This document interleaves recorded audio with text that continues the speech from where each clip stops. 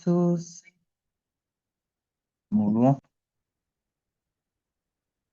Alors, on va attendre 2-3 minutes le temps que tout le monde se connecte et qu'on fasse des petits réglages, Pour être visible tous les deux.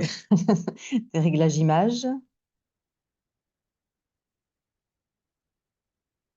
Vous avez un chat là en bas de l'écran, vous voyez, il y a écrit chat. Si vous avez des questions à nous poser ou des remarques à nous faire, n'hésitez pas. Notamment, par exemple, déjà là, si vous ne nous entendez pas. A priori, on a fait un test son et ça devrait fonctionner.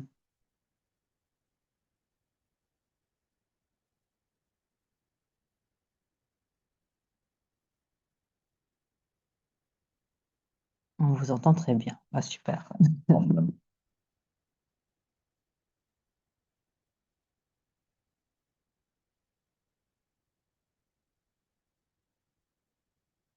Bonjour Corinne.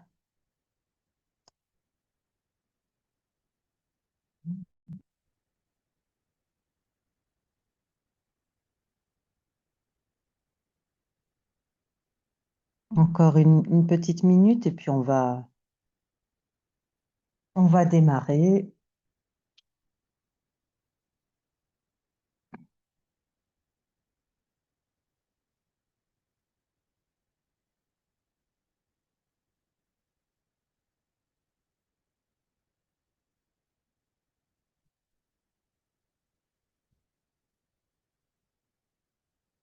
Eh bien, je vous propose qu'on démarre doucement. Alors, bonjour à toutes et à tous. Merci encore de participer à ce webinaire. Nous sommes ravis, Alexandre et moi, de vous présenter les principaux enseignements de ce Reykjavik Index, un mot difficile à prononcer, mais dont les données sont particulièrement intéressantes. Euh, Nous étions censés animer à trois aujourd'hui. Alexandre Pise, donc, qui est directeur d'études chez nous, moi-même, Laure Salvin, directrice générale de Verian, et puis Solène Poupon-Leberge. Malheureusement, Solène ne pourra pas se joindre à nous, mais c'est elle qui a présenté et qui a fait tout ce support de présentation, et nous la remercions vivement. Quelques mots sur notre sujet, effectivement, le leadership féminin. C'est vrai que c'est un sujet, je compterai après le nombre d'hommes et de femmes, et je suis ravie d'ailleurs de pouvoir présenter avec un homme, parce que c'est souvent un sujet qui intéresse davantage les femmes que les hommes. Le sujet n'est pas nouveau, évidemment, et au lendemain notamment des élections municipales, on voit effectivement que ça reste un sujet important. Nous avons fait le décompte, environ 23% en 2026 de femmes élues maires. Alors, c'est 2 points de plus par rapport à 2020, mais c'est encore très peu et on est loin de l'égalité. Et à ce sujet, d'ailleurs, on voit bien que les données d'opinion sont très proches finalement de ce résultat réel. Aujourd'hui, vous avez seulement, je dirais presque, 45% des Français qui se disent très à l'aise à l'idée d'une femme à la tête de leur gouvernement. Et vous voyez, depuis 2018, ça n'a quasiment pas évolué. Il y a juste 5 points de plus, avec effectivement un certain tassement ces dernières années. Dès le début du XXe siècle, Virginia Woolf expliquait finalement que le principal obstacle pour les femmes, c'était pas forcément le talent, mais c'était plutôt la légitimité à exister dans les lieux de pouvoir.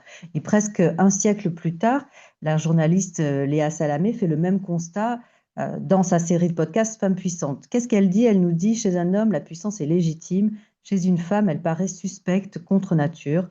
On a encore du mal à qualifier une femme de puissante sans malaise. Et justement, c'est à partir de ce malaise, en fait, que les données d'opinion et l'exploration des données d'opinion nous donnent quelques indications intéressantes. Ces données d'opinion, elles vont nous rappeler une chose essentielle.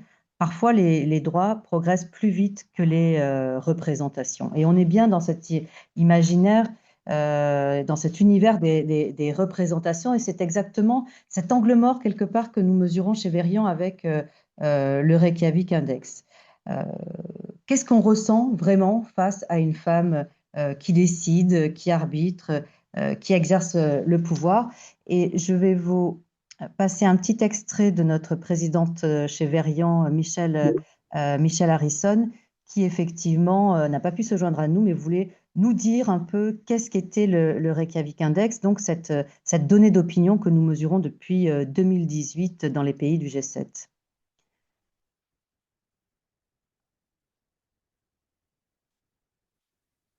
Well, hello everyone, and thank you very much for joining Varian in France for our event to discuss the findings of this year's Reykjavik Index for Leadership. And I'm very sorry that I can't be directly with you today.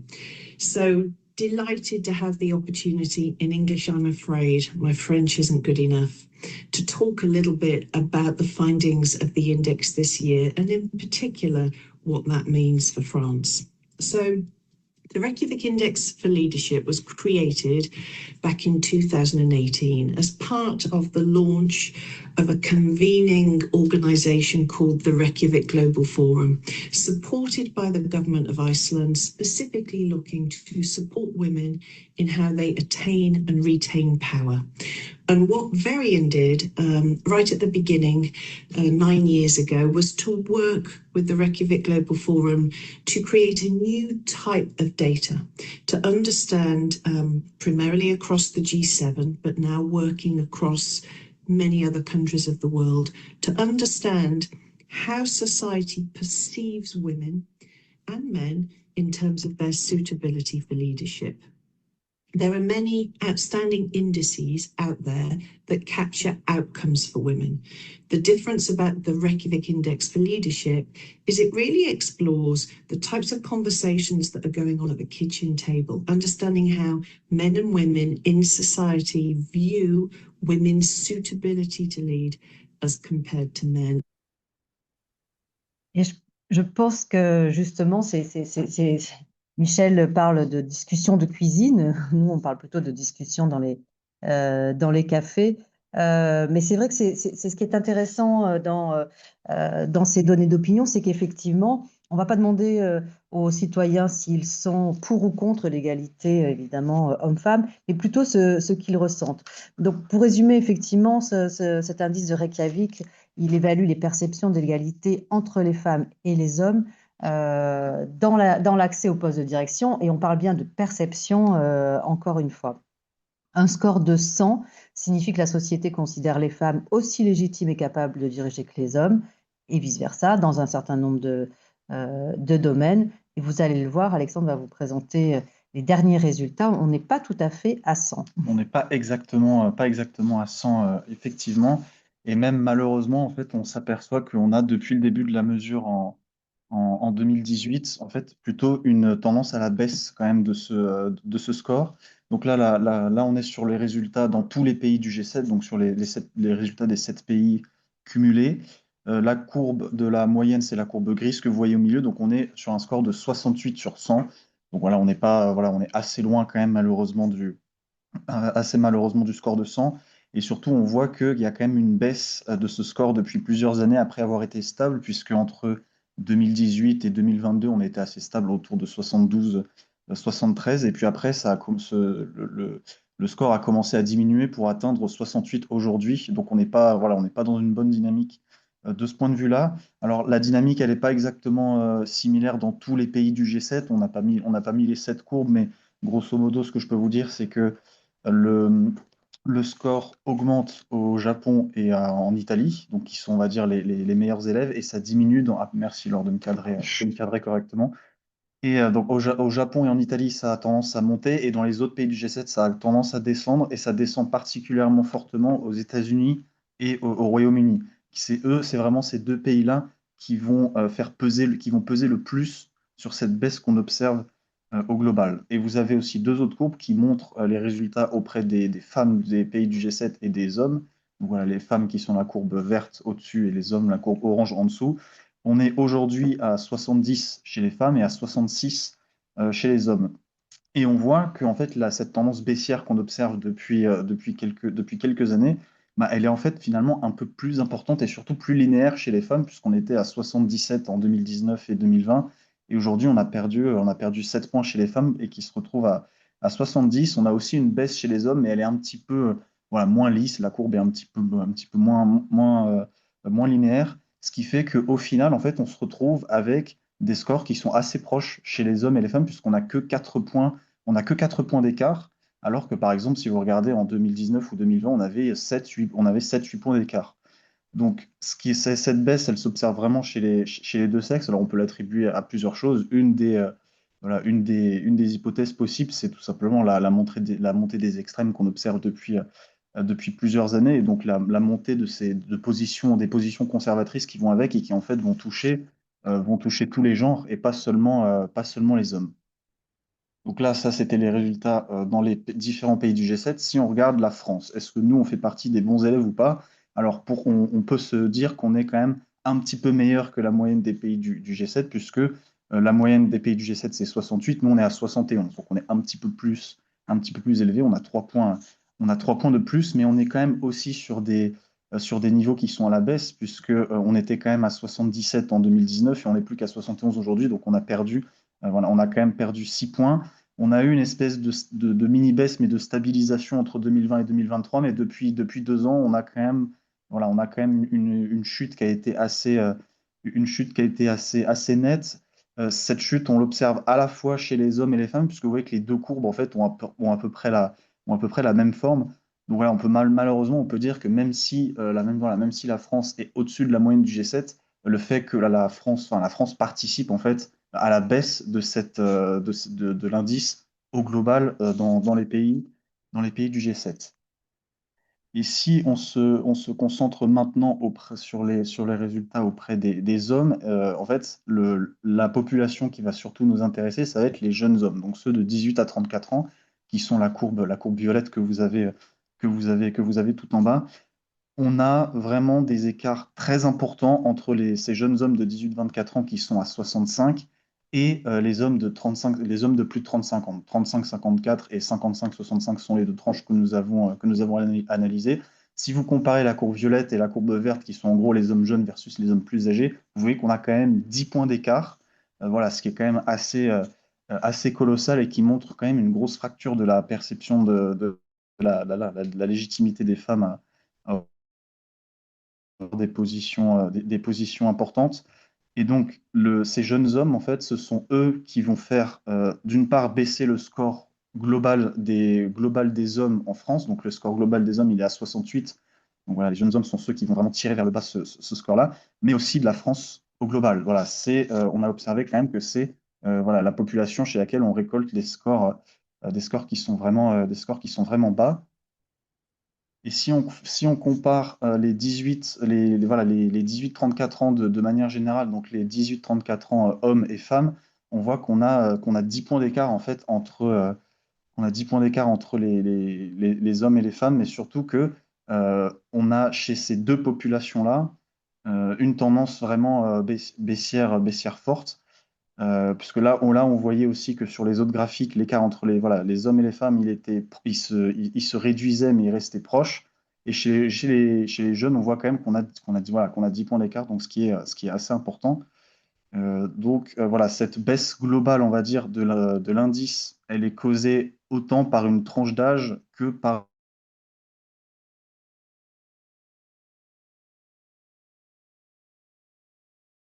ce qui est les 18-34 ans. Et c'est vrai que ça peut être, pardon, mais ça peut être effectivement assez contre-intuitif, puisqu'on a plutôt le sentiment que les jeunes sont plus progressistes, euh, adhèrent davantage à des valeurs effectivement d'égalité. Et enfin, ces résultats, effectivement, nous ont particulièrement étonnés. Alors, on me dit qu'il y a des petites coupures de son. On va peut-être changer de... Non? Ok, bon, vous me dites s'il y a trop de coupures, on changera d'ordinateur. Euh, Quand on a lancé effectivement cet indice en 2018, on s'était dit, bon ben voilà, 2018, on va voir progressivement les résultats augmenter, et notamment si je reviens sur voilà, les principaux résultats d'ensemble. On s'était dit, on part à 76 et effectivement, petit à petit, on va voir dans le temps, on arrivera bientôt à 100. On s'attendait vraiment pas à cette baisse finalement et à cette tendance à la fois de stagnation pendant un moment euh, et puis de chute. Et surtout, ce qui était à nouveau très contre-intuitif, c'est cette idée finalement que c'était pas un mouvement déjà général au sein de la population française et au sein d'ailleurs de la population du G7, parce qu'on observe effectivement les mêmes phénomènes, mais que c'est effectivement une différence très nette entre les plus jeunes aujourd'hui, les 18-34, et les plus seniors qui, vous voyez, restent quand même assez moteurs dans l'idée qu'effectivement, les hommes et les femmes ont la même capacité à diriger, quel que soit le secteur d'entreprise. On va regarder un petit peu encore plus en détail maintenant les résultats auprès des hommes de 18-34. Donc là, on n'est plus sur l'indice à proprement parler, mais on va être sur d'autres questions qu'on a pu poser dans le cadre de la constitution de cet indice. Est-ce qu'on pense aujourd'hui que l'égalité des genres, elle a été atteinte? Alors, chez ces hommes de 18-34 ans qui sont une des populations sur lesquelles on s'est concentré, on a 63% d'entre eux qui pensent que l'égalité des genres a été atteinte au travail, ce qui est en fait globalement 2 fois plus que d'une part les femmes de 18-34 ans qui, elles, sont 36% à le déclarer, et pareil, presque 2 fois plus que l'ensemble des Français qui sont à 37%. On a à peu près la même dynamique, puisqu'on a 59% des hommes de 18-34 ans qui pensent que l'égalité des genres a été atteinte en politique, et que 55% qui pensent que l'égalité des genres a été atteinte dans les postes de dirigeants. Donc globalement, les hommes de 18-34 ans sont plus nombreux à penser que l'égalité des genres a été atteinte, ce qui peut être assez paradoxal quand on voit aussi que c'est eux qui pensent que que les femmes sont moins légitimes à occuper ces positions importantes. Euh, là où on avait peut-être un petit peu moins d'écart entre les jeunes hommes et les jeunes femmes sur l'indice en proprement parler, là on a quand même vraiment des écarts très importants entre les jeunes hommes et les jeunes femmes, et surtout on a un gros écart entre ces jeunes hommes et le reste de la population. Alors ce qu'on peut se dire, c'est peut-être que puisque ces jeunes hommes pensent que l'égalité des genres a été atteinte dans toutes ces sphères-là, peut-être que pour eux, il est moins important finalement de lutter pour promouvoir et légitimer la position des femmes dans ces sphères importantes. Et alors, une des autres questions qu'on a posées, on a posé plusieurs questions pour essayer de déterminer si la société était à l'aise en fait avec le leadership féminin. Et là, les résultats sont malheureusement un petit peu décevants, puisqu'on a 42% de ces jeunes hommes, encore une fois, seulement qui se disent très à l'aise avec l'idée d'avoir une femme PDG d'une petite ou d'une moyenne entreprise, 40% très à l'aise d'avoir une femme PDG d'une grande entreprise, 40% très à l'aise avec l'idée d'avoir une femme ministre dans le gouvernement français, et 39% très à l'aise à l'idée d'avoir une femme à la tête du gouvernement. Donc, sachant que pour l'ensemble des Français, on est en gros sur ces différentes dynamiques-là à peu près à un Français sur deux qui se déclarait très à l'aise, mais donc on est un petit peu plus chez les femmes et chez les femmes de 18-34 et un petit peu moins chez les hommes. Donc voilà, il y a un espèce quand même de paradoxe de ces jeunes hommes qui, d'un côté, sont plus nombreux à penser que l'égalité des genres a été atteinte mais qui sont en fait finalement peu à l'aise avec cette idée-là. N'hésitez pas surtout à intervenir dans le chat ou à poser des questions, effectivement. On pourra y répondre au fur et à mesure ou à la fin. Alors, Fabienne, tu as une question. On voit que la baisse parmi les jeunes a commencé quelques années plus tôt parmi les hommes que parmi les femmes. A-t-on des clés d'explication? On va en parler justement juste après, effectivement, les différentes clés d'interprétation, mais on est très preneur aussi, évidemment, des vôtres. Et juste pour terminer quelque part cette présentation de donner quelques données détaillées par univers et par secteur économique. Alors, les perceptions genrées, on voit encore qu'elles sont très fortes dans les représentations des postes de direction dans certains secteurs, comme la puéricultrice, la mode, la beauté, alors ça ne vous étonnera pas, santé, éducation, charité, pharmacie, recherche médicale, judiciaire. Alors ça m'a un peu plus étonnée, effectivement, finalement, on voit bien les femmes juges. Sciences naturelles, médias et divertissement. Donc, dans ces secteurs-là, effectivement, vous avez une majorité, effectivement, de Français qui nous disent que les femmes sont mieux placées que les hommes. Donc, il y a aussi des préjugés contre les hommes, hein. C'est ça que révèle aussi cette enquête. Donc, que effectivement, les femmes, pardon, sont mieux placées que les hommes pour diriger ce type d'entreprise dans ces secteurs-là. Donc là, rien de très surprenant. Il y a quand même deux secteurs qui échappent un peu, qui échappent à cette distinction et à cette perception très genrée des postes de direction. Justement, dans le secteur de la banque et finance et puis dans le secteur de l'économie et des sciences politiques, on considère effectivement que les hommes et les femmes sont tout aussi aptes à diriger des entreprises ou des institutions dans ces domaines. Banque et finance, c'est une surprise, j'avoue, pour moi. Mais c'est intéressant, voilà, qu'il y ait deux secteurs un peu, puis sciences politiques, c'est bien, c'est un peu le nôtre. Donc, c'est bien qu'il y ait deux secteurs qui commencent effectivement à driver un peu les perceptions. Et puis, d'autres perceptions, pour le coup, très genrées, où là, hommes et femmes considèrent effectivement que les hommes sont mieux placés pour diriger des entreprises dans le secteur de l'automobile, dans le secteur aussi de la défense et de la police, services de renseignement, ingénierie. Ce qui est plus problématique, et on le sait, ça pose une vraie question pour l'avenir, c'est ce qui est high-tech, IA, ingénierie, effectivement, où on a de nombreux postes qui sont quasi exclusivement réservés. Alors, pas de fait, hein, mais c'est aussi que les femmes ne se sentent pas capables, ou en tout cas ne s'intéressent pas à ces secteurs-là. Jeux vidéo, aérospatial, le sport aussi, l'architecture, les affaires étrangères et puis la production alimentaire. Donc, ces secteurs sont assez, effectivement, peuvent être assez étonnants, mais on voit bien à quel point, effectivement, au-delà, finalement, des perceptions générales, où on considère, effectivement, que l'égalité des genres peut être atteinte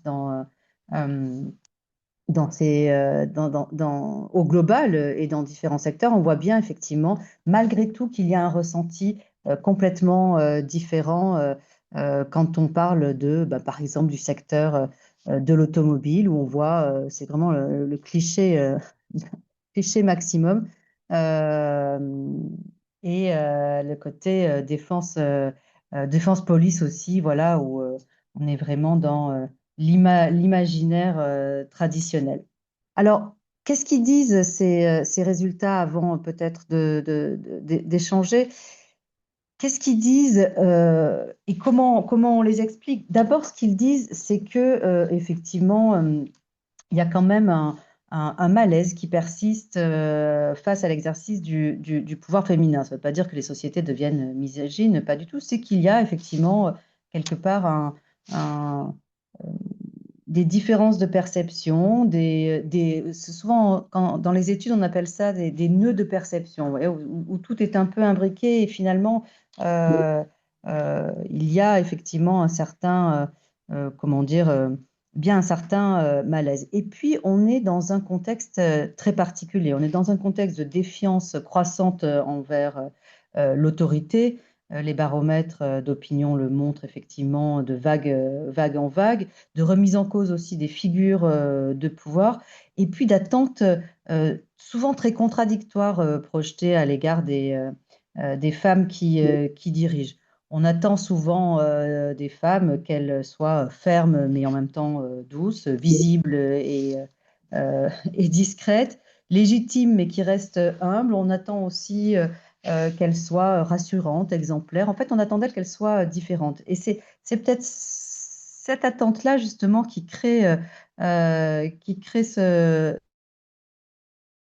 malaise. On est aussi dans un contexte effectivement de ce qu'on a appelé, enfin ce qu'on a appelé, c'est pas nous qui l'avons appelé comme ça, mais de masculinisme, effectivement, avec un retour de plus en plus fort à une identité masculine traditionnelle.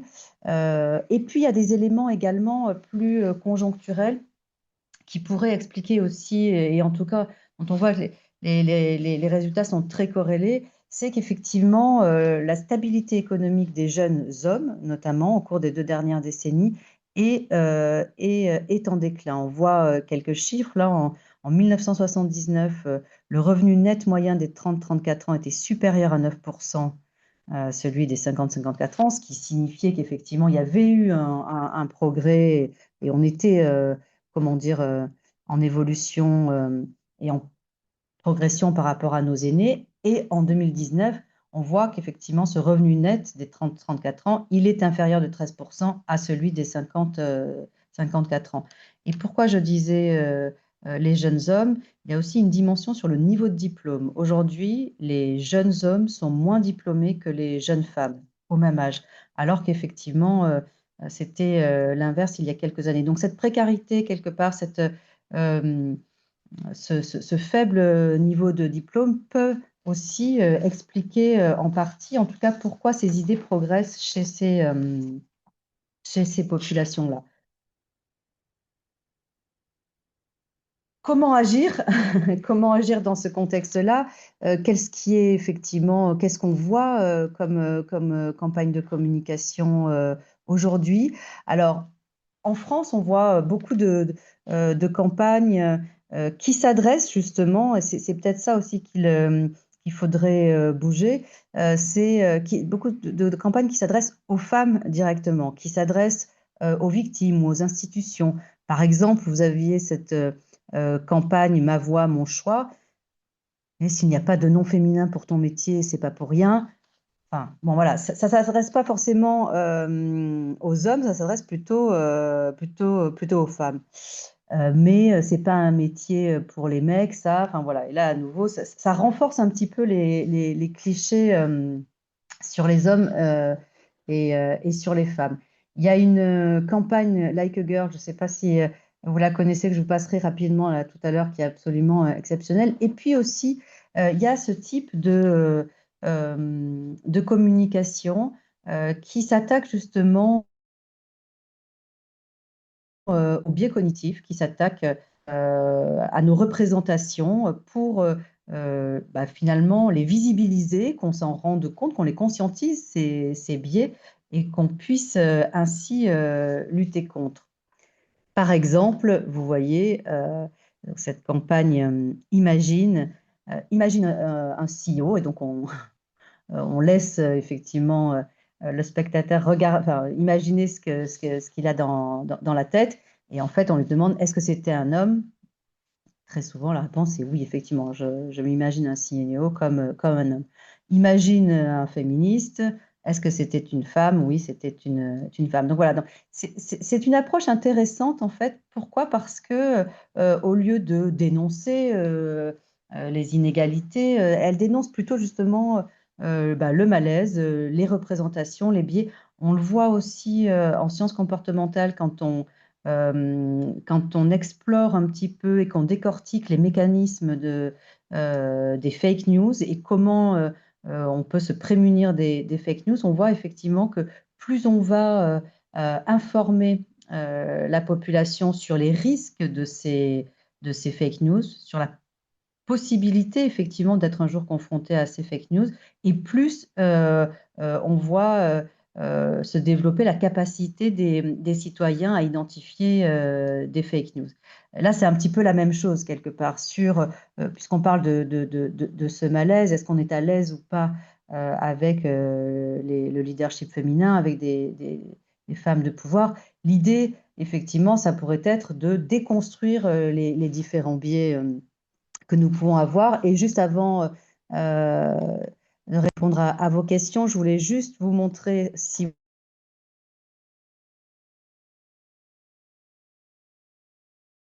vous ne la connaissez pas, de Commit d'Always, donc secteur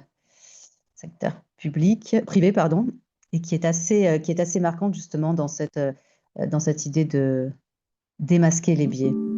Hi, Erin. Hi. Okay, so I'm going to just give you some actions to do and just do the first thing that comes to mind. Show me what it looks like to run like a girl. Here.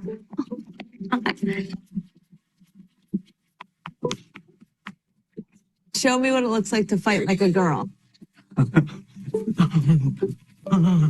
C'est vrai que ça fait rire. Now throw like a girl. Aw. My name is Dakota, and I'm 10 years old. Show me what it looks like to run like a girl.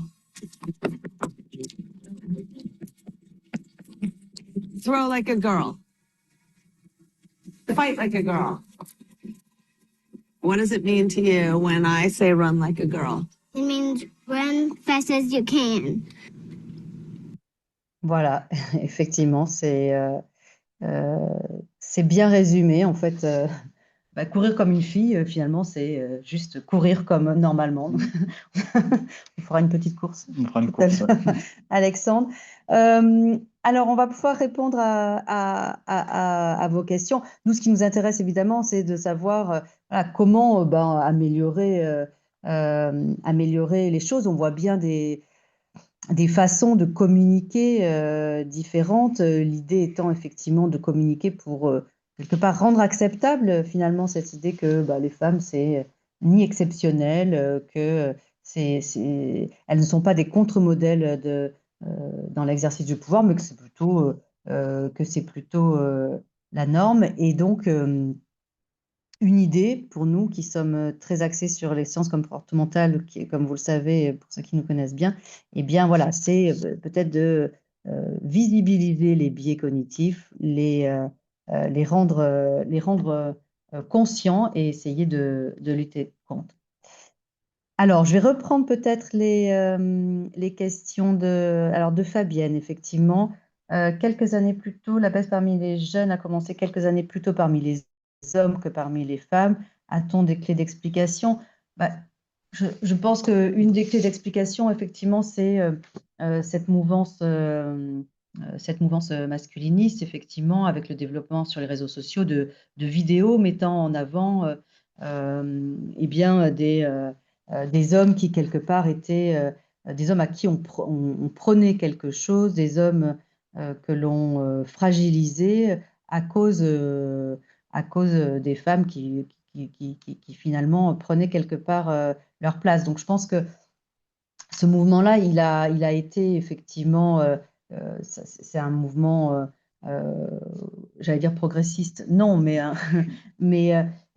en progression lente, et il a clairement avant tout touché les hommes en premier que les femmes. Ensuite, les femmes ont rattrapé parce qu'effectivement, il y a aussi cette question du niveau de diplôme et du coup de perception beaucoup plus conservatrice, notamment qui vont se développer.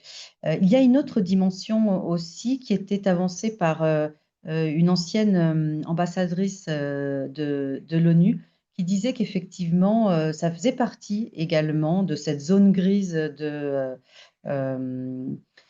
zone grise militaire, quelque part, zone grise de conflit militaire, avec cette idée que, et on a pu le voir après à plusieurs reprises, que finalement, ça faisait partie aussi d'attaques russes, notamment, de déstabilisation de la société française.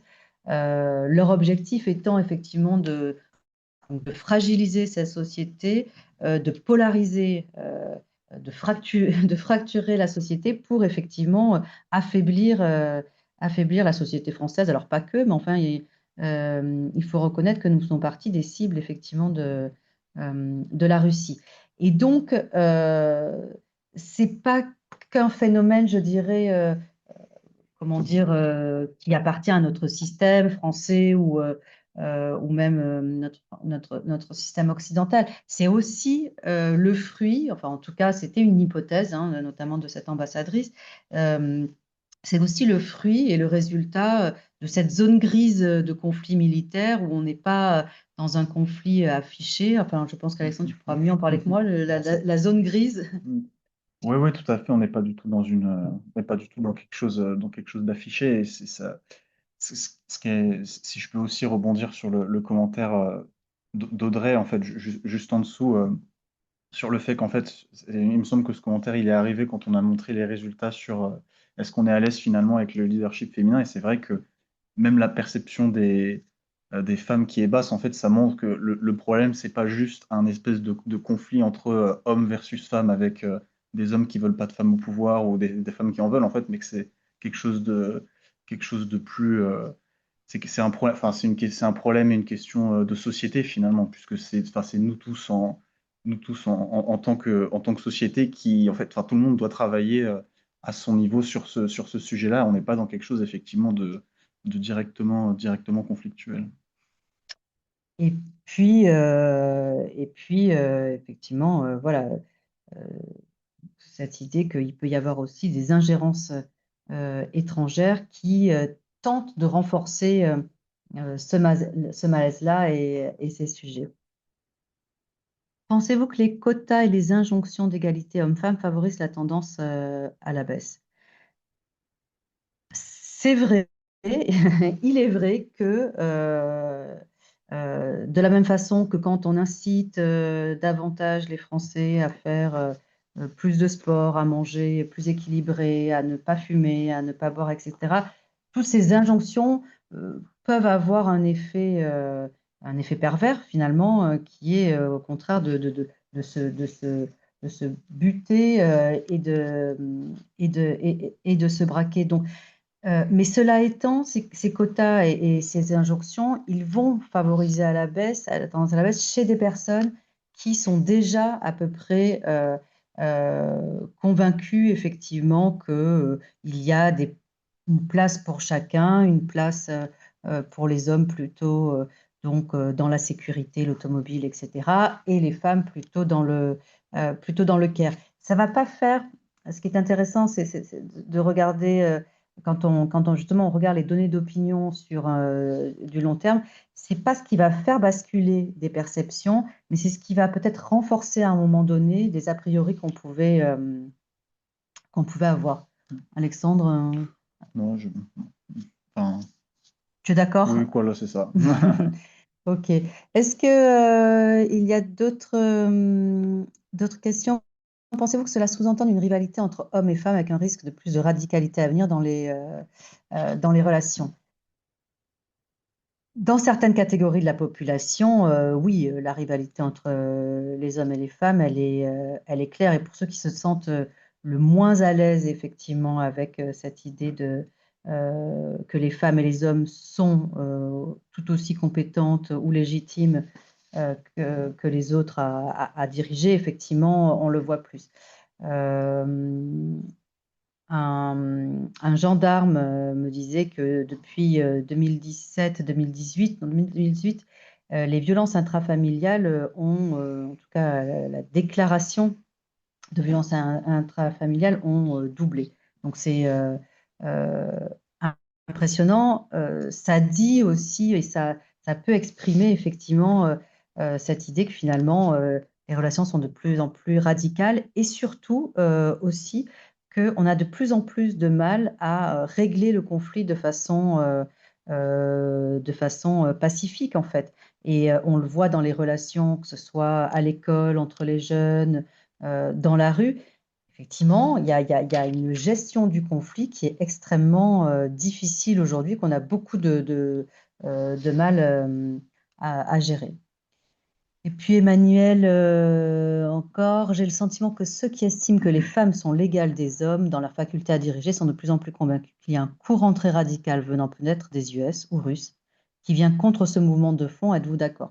Effectivement, oui. Alors on le voit d'ailleurs dans les résultats dans les résultats pour les États-Unis. On ne vous a pas montré les courbes, mais vous trouverez tout ça sur notre site. C'est le pays où il y a effectivement les baisses les plus importantes. 11 points de moins pour le Reykjavik Index entre 2018 et aujourd'hui. Et effectivement, on voit bien que il y a aussi, alors pas forcément du côté russe, effectivement, l'ambassadrice de l'ONU disait que c'était de l'ingérence. Côté des États-Unis, on voit effectivement que c'est plus un courant de pensée qui vient heurter aussi, vient, qui vient influencer une partie, notamment par les réseaux sociaux, de nos jeunes. Et puis quand vous êtes vous-même convaincu en fait que les hommes sont l'égal des femmes, en fait, vous êtes naturellement plus sensible en fait plus sensible au sens vous êtes plus réfractaire en fait à ces discours et ces mouvements radicaux, ce qui peut expliquer parce que vous êtes pas vous le considérez pas comme quelque chose de complètement normal dans le courant de pensée, et le fait qu'ils pensent que ça vienne des US, c'est plutôt logique, puisque c'est aussi là-bas où la mouvance vraiment masculiniste, et où nous, le résultat sur le Reykjavik Index montre que ça fait partie quand même des pays, on va dire, où ces mouvements sont les plus forts, et où les résultats sur la légitimité des femmes à diriger est quand même plus basse. Et effectivement, vous évoquez le Red Pill. C'était notamment aussi cette série Adolescence qui avait marqué les esprits, et effectivement, dont on voit en effet directement les impacts dans les représentations. Et puis Marie qui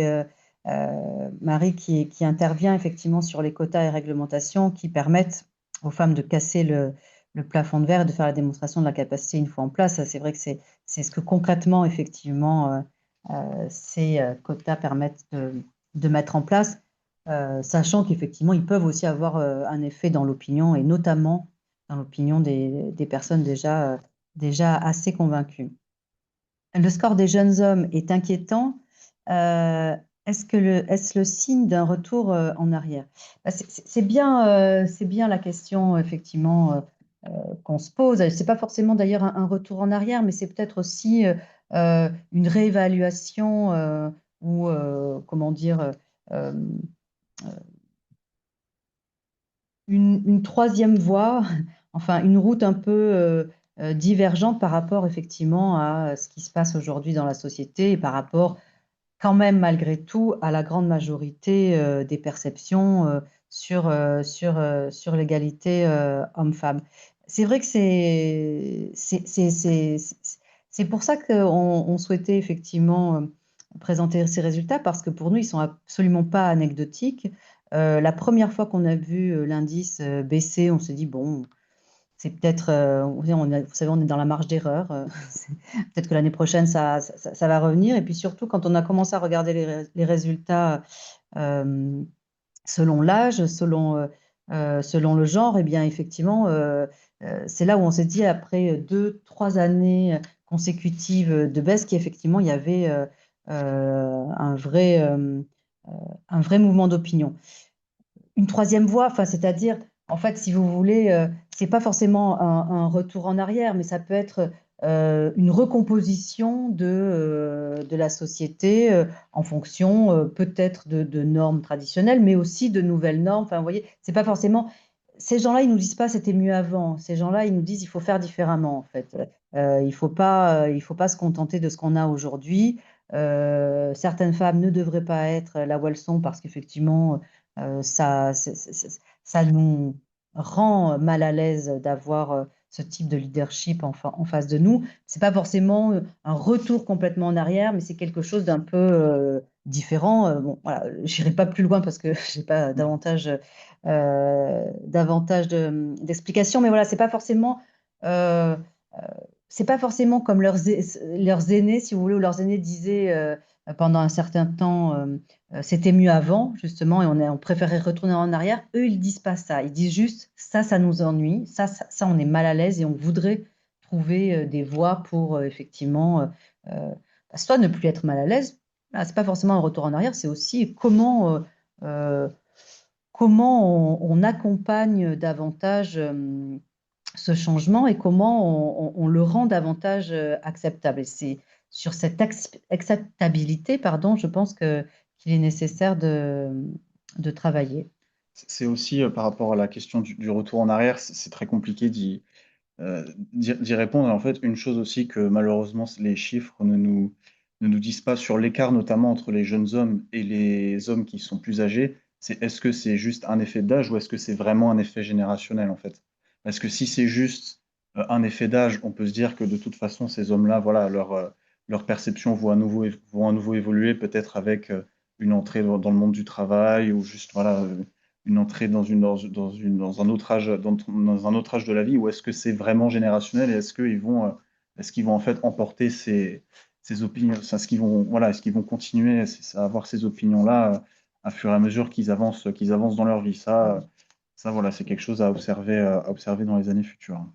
Et l'éducation est-elle clé? Effectivement, je pense que l'éducation, en effet, est clé. L'éducation, la communication, c'est aussi le rôle des grandes entreprises, je pense. Enfin, les prises de parole comme Always, par exemple, je trouve que ce sont des bonnes prises de parole. Les entreprises, les institutions aussi, effectivement, de désamorcer, l'idée étant de désamorcer ce malaise. Alors oui, les données seront accessibles. De toute façon, on vous les transmettra directement. Elles seront également présentes sur notre site. On avait promis d'arrêter à 45, il est 46. Un grand merci de nous avoir suivis. Très belle journée et puis j'espère à l'année prochaine avec de bonnes nouvelles. Merci à tous. Au revoir. Au revoir.